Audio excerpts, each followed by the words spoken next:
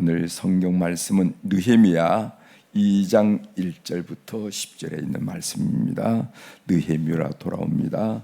느헤미야는 제가 가지고 있는 성경책으로 구약 성경 728면입니다. 727면, 728면. 주어로는 느 이렇게 되어 있죠. 느. 천천히 찾으십시오.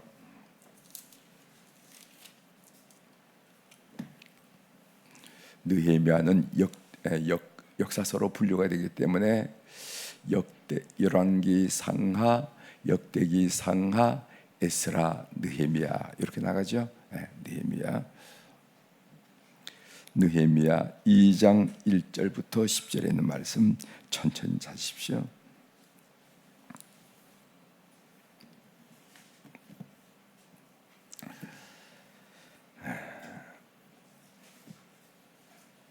찾으셨으면 제가 봉독해 드리겠습니다. 느헤미야 2장 1절. 아닥사스다 왕 제20년 니산월에 왕 앞에 포도주가 있기로 내가 그 포도주를 왕에게 드렸는데 이제는 내가 왕 앞에서 수심이 없었더니 왕이 내게 이르시되 내가 병이 없거늘 어찌하여 얼굴에 수심이 있느냐 이는 필은 내 마음에 근심이 있음이로다 하더라. 그때 내가 크게 두려워하여 왕께 대답하되 왕은 만세수를 하옵소서. 내 조상들의 묘실이 있는 성읍이 이제까지 황폐하고 성문이 불타싸우니 내가 어찌 얼굴에 수심이 없사오리까 하니 왕이 내게 이르시되 그러면 내가 무엇을 원하느냐 하시기로 내가 곧 하늘의 하나님께 묵도하고 왕에게 아뢰되 왕이 만일 좋게 여기시고 종이 왕의 목전에서 은혜를 얻어 싸우면은 나를 유다 땅 나의 조상들의 묘실이 있는 성읍에 보내어 그 성읍 건축하게 하옵소서 하였는데 그때 왕후도 왕 곁에 앉아 있으더라. 왕이 내게 이르시되 내가 몇 날에 다녀올 길이며 어느 때에 돌아오겠느냐 하고 왕이 나를 보내기로 좋게 여기시기로 내가 기한을 정하고 내가 또 왕에게 아뢰되 왕이 만일 좋게 여기시거늘 강서쪽 총독들에게 내리시는 조서를 내게 주사 그들이 나를 용납하여 유다에 들어가기까지 통과하게 하시고 또 왕의 살림 감독 아삽에게 조서를 내리사 그가 성전에 속한 영문의 문과 성곽과 내가 들어갈 집을 위하여 들보로 쓸 제목을 내게 주게 하옵소서 하매 내 하나님의 선한 손이 나를 도우심으로 왕이 허락하고 군대 장관과 마병을 보내어 나와 함께 하시기로 내가 강서쪽에 있는 총독들에게 이르러 왕의 조서를 전하였더니 호론 사람 산발락과 종이었던 암몬 사람 도비아가 이스라엘 자손을 흥왕하게 하려는 사람이 왔다 함을 듣고 심히 근심하더라. 아멘. 10절까지 함께 읽겠습니다.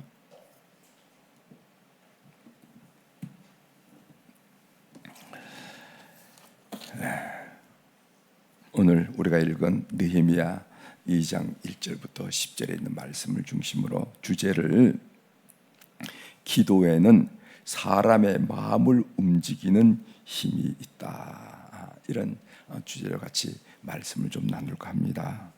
우리가 기도하면은 하나님 마음만 움직이는 게 아니고 하나님 마음도 움직이지만은 사람의 마음을 움직이는 힘이 있다 하는 것을 오늘 이 본문을 통해서 새겨볼 수 있기 때문에 주제를 기도에는 사람의 마음을 움직이는 힘이 있다 이렇게 잡았습니다.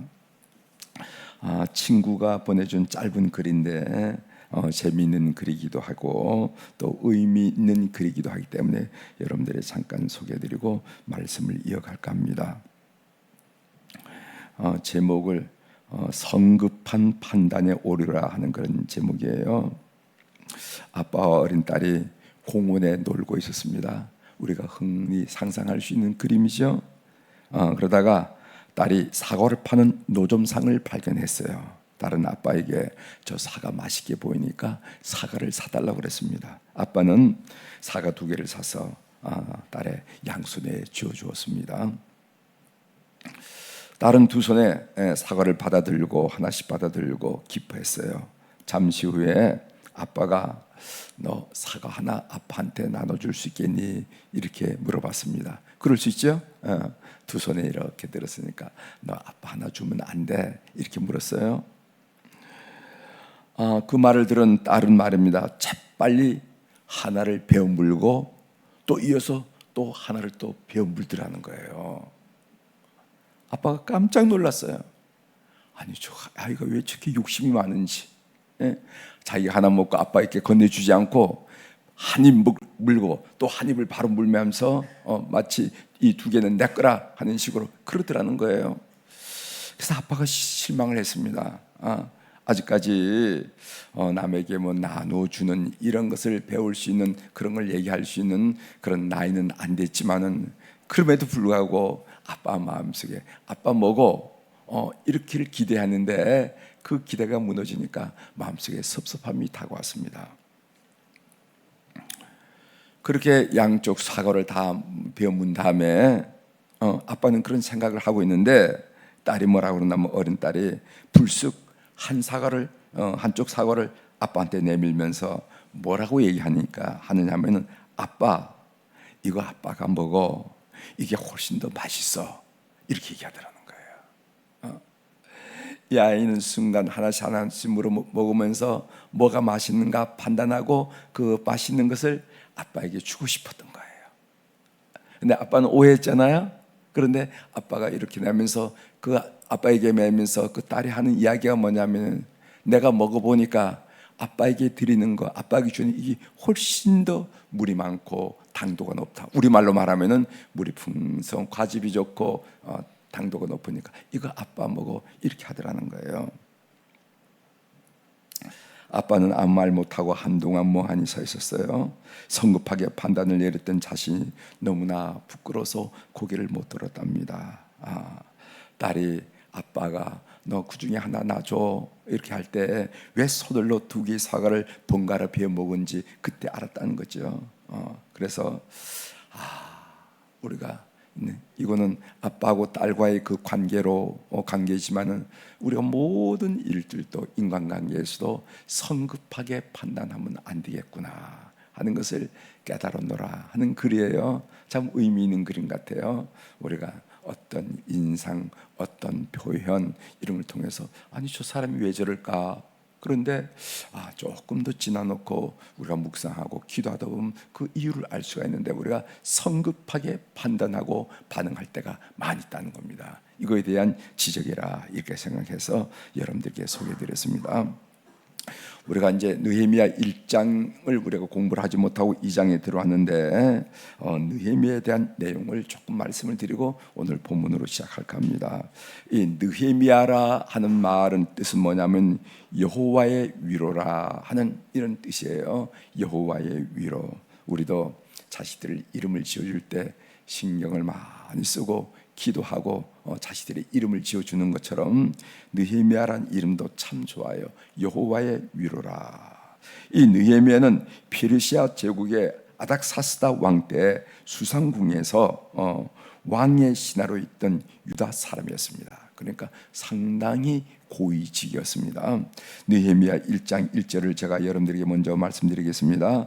하가라의 아들 느헤미야의 말이라 아닥사스다 왕 제20년 기슬월에 내가 수산궁에 있는데, 이게 수산궁이라고 했어요. 페르시아 제국은 그 당시 네 곳을 수도로 운영하고 있었습니다. 네 곳.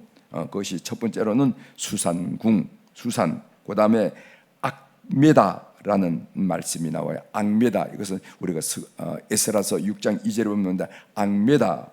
두 번째는 바벨론.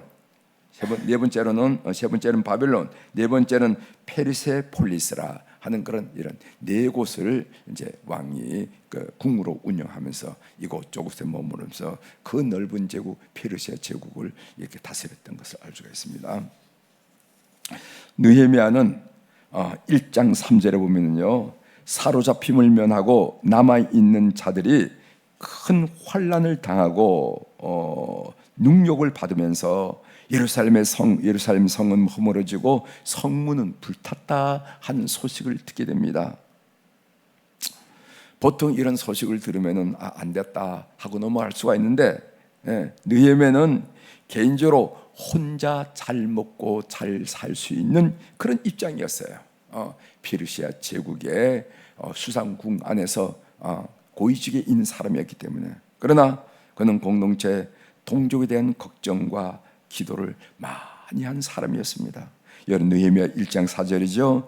내가 이 말을 듣고 앉아서 울고 수일 동안 슬퍼하며 하늘의 하나님 앞에 금식하며 기도했다. 이렇게 이야기하고 있어요.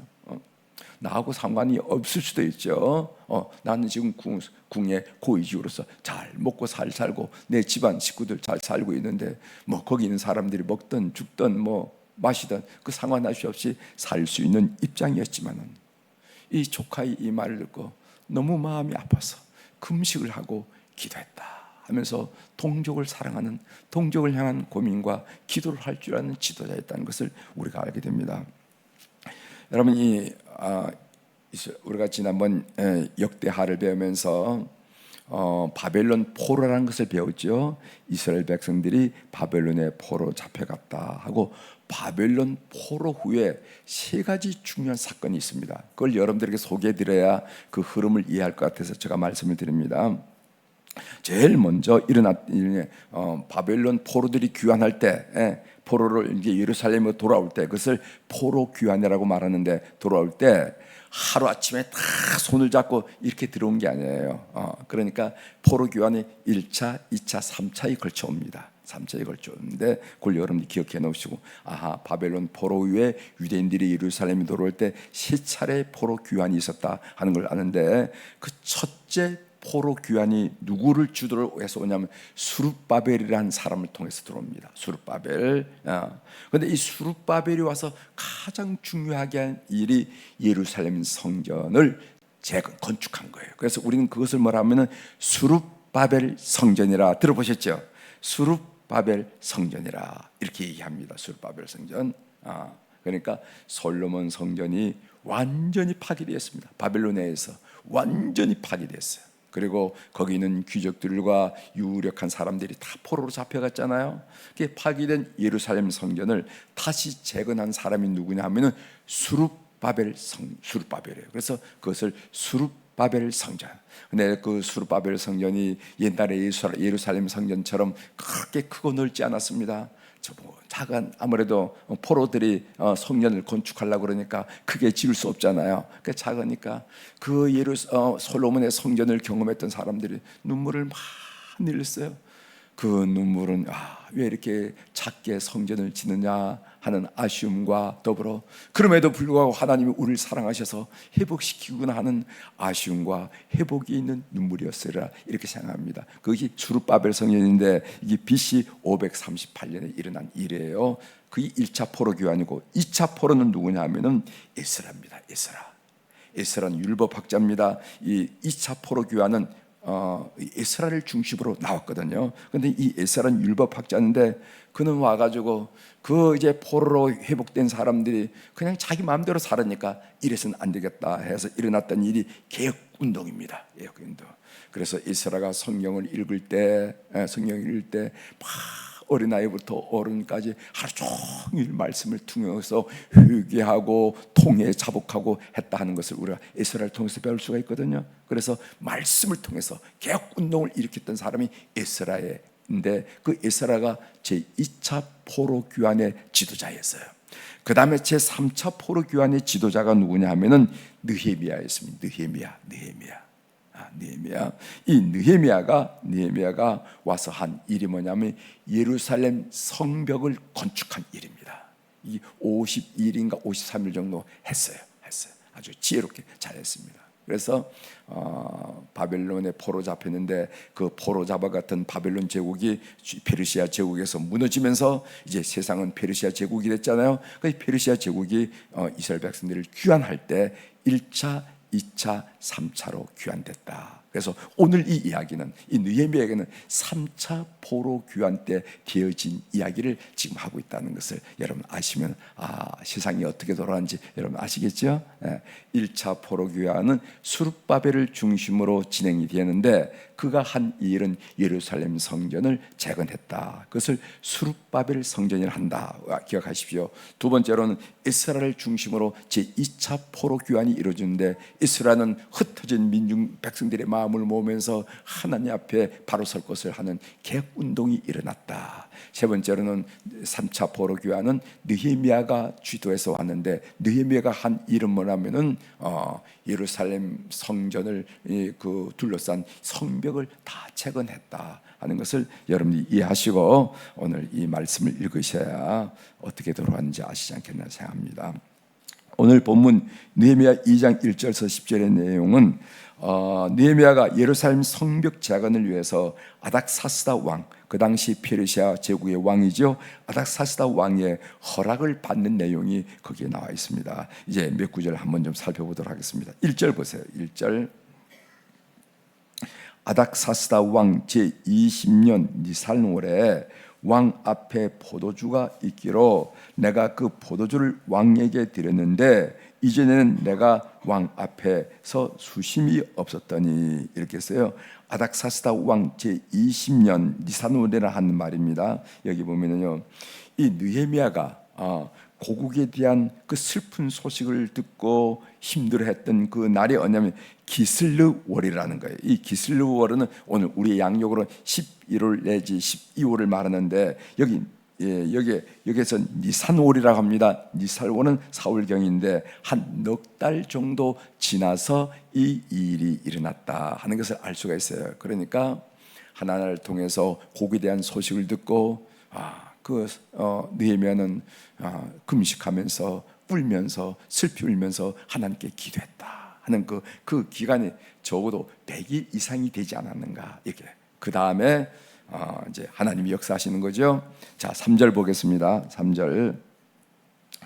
왕이 대답하되 왕은 만세 술을 하옵소서. 내 조상들의 묘실이 있는 성읍이 아직까지 황폐하고 성문이 불타사오니 내가 어찌 얼굴에 수심이 없사오리까 하니, 이렇게 얘기해요. 그러니까 이 느헤미야를 가만히 봤더니 왕이 보니까 얼굴에 수심이 있거든. 더더구나 음식을 다루는 이 신하가 얼굴에 수심이 있다는 건 이건 아주 이상하잖아요. 그래서 너 왜 수심이 있느냐 물었더니까 지금 이렇게 3절에 얘기합니다. 여기 보면은요, 내 조상의 묘실이 있는 성읍이라 이렇게 표현했습니다. 느헤미야는 민감한 예루살렘이라는 말을 대신, 그런 명칭 대신 조상들의 묘실이 있는 성읍이라 이렇게 극히 개인적인 일로 표현하는 것을 보게 됩니다. 지혜죠. 여러분 에스라 4장 19절에 보면 이런 말씀이 있어요. 명령하여 살펴보니 과연 이 성읍이 예로부터 왕들을 거역하며 그 중에서 항상 배역하고 반역하는 일을 행하였으며, 이게 소위 페르시아 제국에 보면 그 제국이 넓은 제국이 아닙니까? 그러니까 오늘로 말하면은 이란, 이라크, 중동 전 지역이 페르시아 제국인데 그 제국에서 가장 말씀이 많은 곳, 반역을 잘하는 곳, 그리고 항상 배역한 곳, 항상 문제가 많아, 항상 배역한 곳이면 예루살렘이라는 도성이에요. 그래서 나중에 우리가 읽어드리겠지만은 이 아닥사스다 왕이 그 예루살렘 성벽을 건축할 때 건축하지 말라 이렇게 명령까지 내립니다. 그런데 제가 예루살렘에 가서 성벽을 건축하겠습니다 이렇게 말하지 않고 예루살렘이란 명칭을 사용하지 말고 뭐라고 하냐면 우리 조상들의 묘가 있는 성읍이 있는데, 이렇게 하면서 극히 그 상황을 완화시키며 개인적으로 사적으로 표현한 것을 보게 된다는 것이죠. 무슨 말씀인지 아시죠? 그리고 성문이 여기 보면은 이제까지 황폐하고 성문이 불타싸우니 내가 어찌 얼굴에 수심이 없사오리까 하니, 이 말씀이세요. 사실 아닥사스다 왕은 13년 전에 에스라가 시도했습니다. 성벽 건축을 에스라가 시도한 성벽 공사를 중단시켰어요. 그 얘기가 에스라 4장 21절에 있는데 제가 여러분들에게 소개해드리겠습니다. 이제 너희는 명령을 전하여 그 사람들에게 공사를 그치게 하여 그 성이 예루살렘 성이거든요. 그 성을 건축하지 못하게 하고 내가 다시 조서 내리기를 기다리라. 이렇게 이 명령을 내린 분이 누구냐면 아닥사스다 왕이에요. 아닥사스다 왕이 그 에스라가 성벽을 건축해야 되겠다 하고 시도를 할 때 그거 하지 말아라 했습니다. 왜냐하면 예루살렘은 항상 폐역하고 반역을 많이 하는 문제가 많은 도성이라는 것이 이미 페르시아 제국에 늘 그렇게 인상이 지어졌기 때문에 그렇게 했다는 것이죠.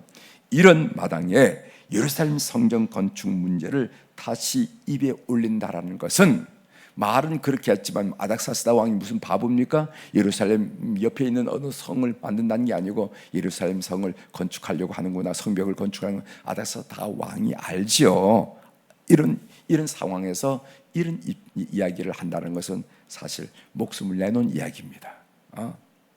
내가 그 성을 건축하는 것을 중지시켰는데 13년 지났다고 너가 이것을 거론하느냐 하면서 노를 발할 수 있는 그런 입장입니다. 4절 보겠어요. 왕이 내게 이르시되 그러면은 내가 무엇을 원하느냐 하기로 내가 곧 하늘의 하나님께 묵도하고, 이런 말씀이에요. 느헤미야는 자신의 소원을 왕에게 말하기 전에 먼저 어떻게는 하나님께 묵도했다, 이렇게 얘기해요. 금방 대답하지 않고 조용하게 그 시간이 얼마인지 모르지만은 아마 몇 분인지 모르지만 잠시 묵도했다. 이것은 이 일에 내 삶에 우리 민족의 운명에 하나님을 개입시키려는 하나님의 의사를 묻는 그런 태도라 이렇게 믿습니다. 그리고 느헤미야는 왕께 요청했습니다. 뭐를 요청했냐면은 첫 번째로는 유다까지 여행 중에, 그러니까 페르시아 수상공에서 유다를 가려고 그러면요, 오늘날로 말해도 이라크를 지나야 되고 사우디아라비아를 지나야 되고 요르단을 지나야 되고 뭐 이렇게 지나야 되는 거 아니면, 그렇게 해서 지금 시리아를 지나서 그리고 팔레스타인 이스라엘로 가야 되니까 가는 데마다 총독들이 있는데 그들로 하여금 그들에게 제시할 왕의 조서, 공적 문서를 달라고 그랬어요. 공적 문서를 달라, 왕의 조서를 달라. 이 첫 번째고, 두 번째로는 사람만 몸만 가무하겠습니까? 건축에 필요한 물자를 요청을 했어요. 그래서 성체를 세우고 성벽을 건설하고 자신의 집을 건축하기까지 그 모든 물자를 달라, 이렇게 했어요. 그랬더니까 왕이 허락하잖아요. 자, 그리고 이제 느헤미야 이 사역을 방해하는 이야기가 10절에 나오면서 이 얘기가 맞춰지는데 10절 보십시오. 호론 사람 산발락과 종이었던 암몬 사람 도비아가 이스라엘 자손을 흥왕하게 하려는 사람이 왔다 함을 듣고 심히 근심하니라. 이 산발락과 도비아가 끝까지 성벽 건설을 방해했던 사람인데, 이 산발락은 누구냐면 소위 사마리아 총독입니다. 사마리아 총독이라는 거 아시죠? 사마리아는 북이스라엘 왕국의 수도요, 남유다 왕국의 수도는 예루살렘인데 그 가나안 땅이 갈라지는 그 위쪽을 통치하는 소위 페르시아 총독이 산발랏이라 한 사람이고, 그 다음에 그 옆에 요단강이 흐르는데 요단강 동쪽이 오늘날 요르단이 아니겠어요? 그 요단강 동쪽과 동편과 암몬 지역을 통치하는 총독이 누구냐면 도비아라는 사람입니다. 그러니까 근처에 있는, 인근에 있는 총독들이 신경을 쓰면서 근심하면서 반대하는 것을, 끝까지 하는 것을 우리가 보게 된다 하는 것을 이제 앞으로 여러분들이 이해하기 위해서는 설명이 필요하다 해서 말씀을 드렸습니다. 삶의 적용으로 한마디 말씀드리고 마치려고 합니다. 기도에는 사람의 마음을 움직이는 힘이 있다 하는 것을 저는 본문을 통해서 다시 한번 확인했습니다. 여러분, 느헤미야 2장 4절의 말씀이 아주 인상적인데, 왕이 내게 이르시되 그러면 네가 무엇을 원하느냐 하기로 내가 곧 하늘의 하나님께 묵도하고, 느헤미야는 왕께 대답하기 전에 짧은 시간에 하나님께 기도를 올렸습니다. 이 말은 어떤 의미가 있냐면 하나님이 이 일의 주관자가 되어달라고 확신하면서 말씀을 드렸다는, 기도했다는 거죠. 그 결과 아닥사스다 왕은 조금 전에 말씀드렸듯이 느헤미야가 여행 중에 거리낌이 없도록 총독들에게 제시할 공식 문서인 왕의 초서를 받아냈고, 그리고 그 모든 일들을 건축할 수 있는 건물에 필요한 자재를 공급해 준다 하는 그런 약속을 받아냈습니다. 그런데 이 약속을 한 아닥사스다 왕이 누구인가? 그는 제가 말씀드렸지만 에스라 4장 21절에 보면은요, 예루살렘 성전 건축을 두 손을 들어 중지시켰던 사람입니다. 그 왕이에요. 왜 그 문제 있고 늘 반역하고 그 백성들이 패역한 그 성벽을 건축하려고 그러냐, 그거 그만해 하고 명령했던 사람이라는 이거죠. 그런데 그 마음을 변화가 되어서 이렇게 역사를 하는 것은 하나님의 역사라는 거죠. 하나님은 아닥사스다 왕의 마음을 변화시켰다, 만졌다는 겁니다. 여러분 믿으시길 바랍니다. 저도 이런 경험을 많이 하는데, 어떤 일로 기도를 하게 되면요, 어떤 인간관계로 기도하게 되면 하나님이 두 가지로 역사하시더라고요. 우선 첫 번째로 상대방의 마음을 만지는 것을 경험하게 돼요. 옛날에는 까칠하고 옛날에는 아주 이렇게 주장이 강하고 이러는데, 기도를 하고 접근을 하게 되면요, 하나님이 그 마음을 터치해서 마음이 부드러진 것을 느끼게 됩니다. 그 다음에 또 내 마음에 역사하는데 어떤 역사를 하냐면은 마음에 용기와 담대함을 주는 거죠. 그래서 더 용기를 가지고 더 담대하게 얘기하고 싶어하는 얘기를 할 수 있도록 그렇게 하시는 것을 내가 경험했어요. 그러니까 여러분들 기도가 이런 역사가 일어난다는 것을 꼭 믿으시길 바랍니다. 기도에는 사람의 마음을 성령께서 먼저 가셔서 움직이는 것을 여러분이 꼭 믿으시고 기도 생활하는 여러분이 되시길 바랍니다. 기도하시겠습니다. 하나님 아버지, 오늘 이 아닥사스다 왕의 그 마음을 만지신 하나님의 놀란 역사를 우리가 본문을 통해서 경험하면서 우리가 다시 한번 기도에 대한 도전을 받게 하시오니 감사를 드립니다. 기도하면은 그 기도에는 다른 사람의 마음을 움직이는 역사를 한다, 여기 봐라 하고 성경이 말씀하는 것을 저희 마음속에 담아서 이런 기도 생활을 하는 저희들이 될 수 있도록 은혜를 베풀어 주옵소서. 오늘 또 주님 전전에 귀한 물질을 드린 소중한 이름들에서 주님 앞에 보고를 드립니다.